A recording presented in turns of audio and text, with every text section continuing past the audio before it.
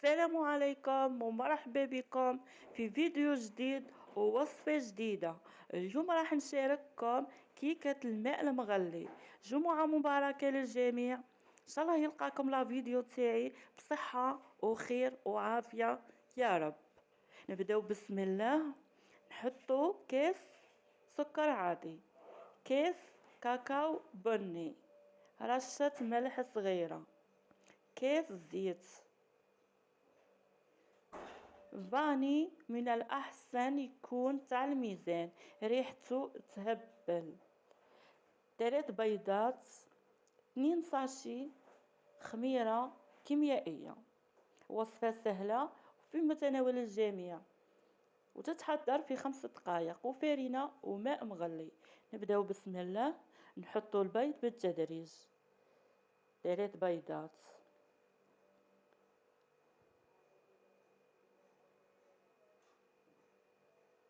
ونحطو كيس سكر عادي ورشة ملح خفيفة صغيرة،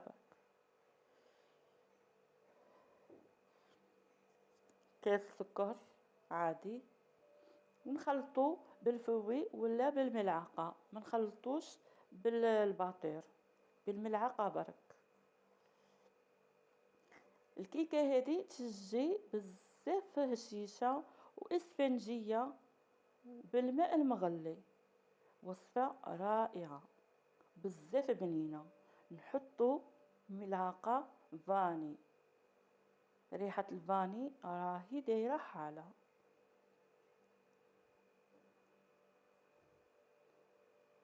نحركو بالملعقة فقط. كيس زيت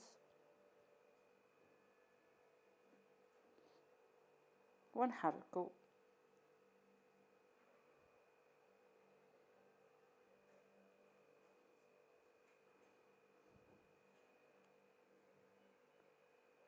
نحركو حتى يذوب معنا السكر. نغربلو كيس كاكاو بني، ولا تحطو 2 بوايض ياغورت بذوق الشوكولا، راح تعطيكم ذوق وريحة وبنة هايلة. نتمنى تجربوها حتى نتحصلوا على خليط كريمي. وصفة سهلة والكيكة تجي بزاف بنينة. الماء يكون سخون جدا، يكون سخون بزاف. نحطوه في الخليط ونحركو، يكون الماء مغلي بزاف. شوفوا كيفاه يجي الخليط، يجي سائل. سر الكيكة هذه في الماء المغلي. شوفوا الخليط كيفاه يجي سائل.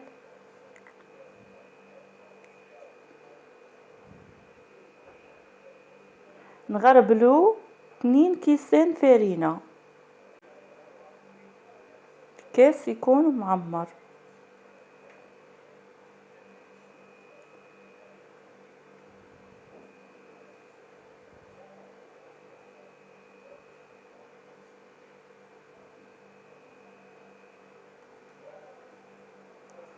والفرن نشعلوه من قبل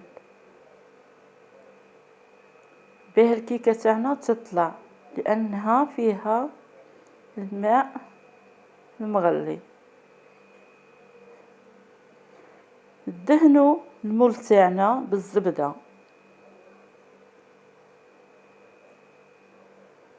ونحطو الخليط تاعنا، نحطوها في الفرن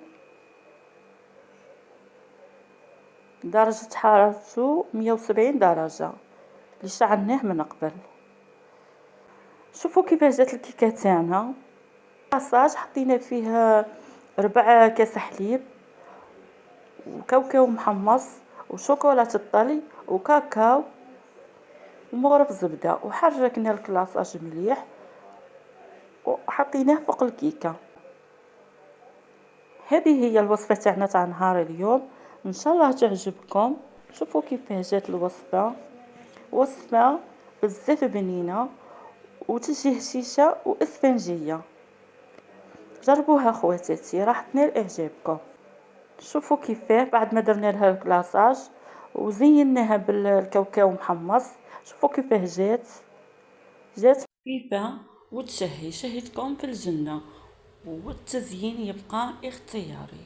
تقدروا ديروها بذوق الفانيلا ولا ديروهم ميني كيك.